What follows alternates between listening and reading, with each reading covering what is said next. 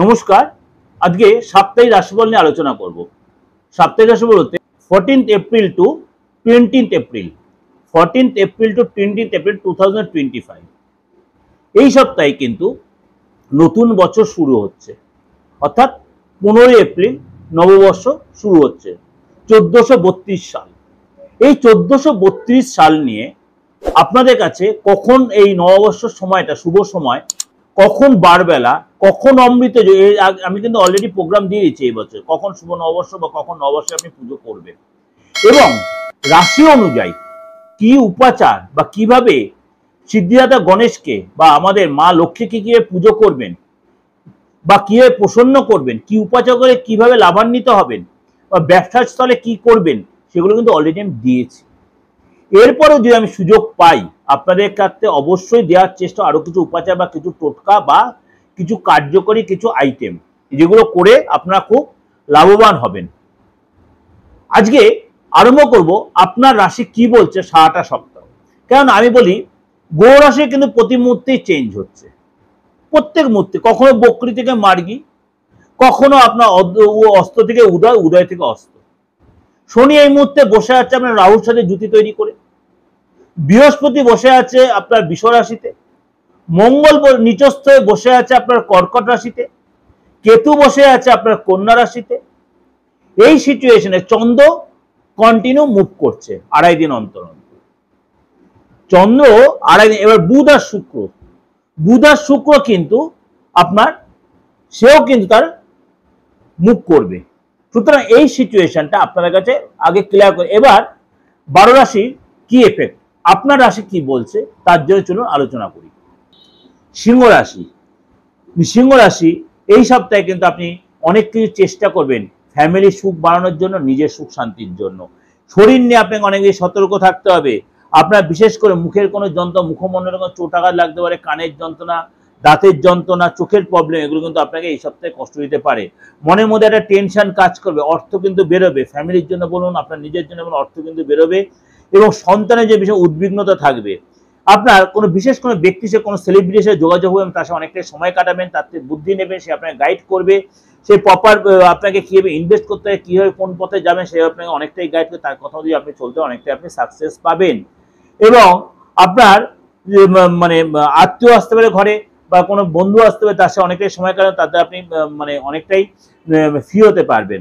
এই সপ্তাহে কিন্তু কাজে যে আপনি কোনো কারণে বা আপনার বন্ধু রাস্তাঘাটে কোনো কারণে অসম্মানিত হতে পারেন, এবং আপনার কাজে উৎসাহ কমবে, কাজে ইন্টারেস্ট অনেকটাই কমে যাবে, কেরিয়ার ক্ষেত্রে চাপ বাড়বে, আপনার বসের সাথে কোনো কারণে বনিবানার অভাব হবে। আপনার তাই বলবো যে একদম উত্তেজিত হবেন না, নিজেকে ধৈর্য রাখবেন, পেশেন্স রাখবেন, বই পড়ুন, গান শুনুন, বা দরকার হলে আপনি একটু বাইরে কোথাও হেঁটে আসুন বা দুদিনের কোথাও ঘুরে আসুন, এবং নিজের প্রতি কনফিডেন্স আপনি একদম ল্যাক করবেন, কনফিডেন্স বাড়িয়ে রাখবেন।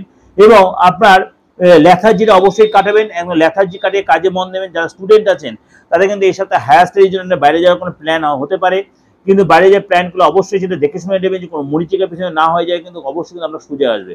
আপনি যদি পরিশ্রম করতে পারেন বা আগের সপ্তাহে বিগত দিনগুলো যে পরিশ্রম করেছেন তার ফায়দা কিন্তু আপনি এই সপ্তাহে অনেকটাই তুলতে পারবেন। সিংহরাশির লোকেরা কিন্তু অবশ্যই নেগলিজেন্সি না করে অবশ্যই কাজে মন দিয়ে কাজে ইনভলভ, তারা সাকসেস পাবেন। এটা কিন্তু আপনাদের কাছে ওভারঅল একটা ডিসকাশন আমি করলাম, সমস্ত 9টা গ্রহের উপর বেস করে কিন্তু আলোচনাটা করলাম। অবশ্যই আপনাদের মিলতে বাধ্য, আমি এত কথা বলছি 95 থেকে 97 যে যতই যা কথা বলুক, যদি দেখছেন, আমি এত কথা, যদি দেখছেন কখনো কোনো আপনাদের সাথে মিলতে একটু ডিস্টার্ব হয়েছে, তাহলে একদম নেগলিজেন্সি যে অ্যাকচুয়ালি মেনে আপনি মানেন, তাহলে আপনার পরিচিত কারোর কাছে যান, যাকে আপনার ভরসা লাগে, যাকে দেখিয়ে নিন, আপনি হাতটা দেখান। যেমনি আজকে আপনাকে একজন ফোন করে বলছিলেন যে আমার যে সহকারী তার কাছে, যে আমার ডেট অফ বার্থে আপনি বলছেন হাত দেখে। আমি আলবাদ বলছি, হাত দেখে বিচারটা হচ্ছে মেন বিচার, হাত দেখে বিচারটা হচ্ছে মেন বিচার। আপনার আদি অনন্ত সমস্ত হাত দিয়ে বলা যায় আপনি অ্যাকচুয়াল মানুষটা কি, আপনি কি মনে ভাবছেন, আপনার ভবিষ্যতে কি হবে, অতীতে কি করেছে, বর্তমান কিছু সব বলা যায় হাত দেখে। এমনকি আপনি রাশি লগ্ন বলা যায়, কনফার্ম বলা যায়। আপনি অভিনয় করছেন না অরিজিনালিটি মেনটেন করছেন, আপনার আদৌ আর্থিক জায়গাটা ভালো না আপনি আর্থিক সচ্ছলতা নেই, পুরোটাই বলা যায়। অনেকে আমাকে পরীক্ষা করেছে, অনেকেই পরীক্ষা করেছে, কিন্তু অ্যাস্ট্রোলজিতে কিন্তু এই পরীক্ষা করার জায়গা নয়, আপনার যে সত্যি দরকার তাহলেই আসবেন। যাই হোক, যদি আপনার ডেট অফ বার্থ না থাকে, আপনার যদি কোনো কনফিউশন থাকে, অবশ্যই হাতটা দেখান, ফেসটা রিড করুন। আপনার যে চেম্বার আছে তাও করতে হবে না। আপনি কি করবেন, আপনি অনলাইনে ফোনপে, গুগল পে মধ্যে পে করে আপনি কিন্তু আপনার হাতটা ছবিটা পাঠিয়ে, ফেসের ছবিটা পাঠিয়ে আপনি কিন্তু প্রপার প্রেডিকশনে নিতেই পারেন। যে কোনো বয়সের, আপনার 60 বছর হয়েছে, নো প্রবলেম, 70 বছর, 80 বছর, প্রত্যেকটা বয়সের, বা আপনার 2 বছর 3 বছর সন্তান আছে, অবশ্যই নিতে পারেন। 4 বছরের সন্তান, অনেকেই বলে এই বয়সের পর বিচার হয় না, কখনোই না। ওই ভ্রান্ত ধারণা মাথা দিয়ে বের করে ফেলুন।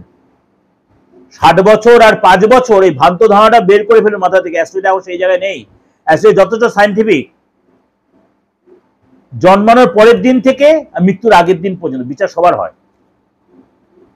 আর যদি বাস্তু রেক্টিফিকেশন প্রয়োজন হয়, বাস্তুটা আলবাদ রেক্টিফিকেশন প্রয়োজন আছে। মিডিয়াতে সবসময় যারা আমার অনলাইন প্রোগ্রাম, ওই যে ফোন ইন প্রোগ্রাম শুনেছেন, দীর্ঘদিন মিডিয়াতে যখন ছিলাম, তারা জানেন পার্থনাজি প্রেডিকশন একটা মাটিতে পড়ে না। যাই হোক, যদি যোগাযোগ করতে হয় 8910973325 ফোন করে ইন ডিটেল জেনে নেবেন। দেশের যে কোনো প্রান্ত থেকে, বিদেশ থেকে যারা প্রেডিকশন নিচ্ছেন, কারণ বিদেশে আমার প্রচুর ফোন থাকে, প্রচুর বুকিং থাকে।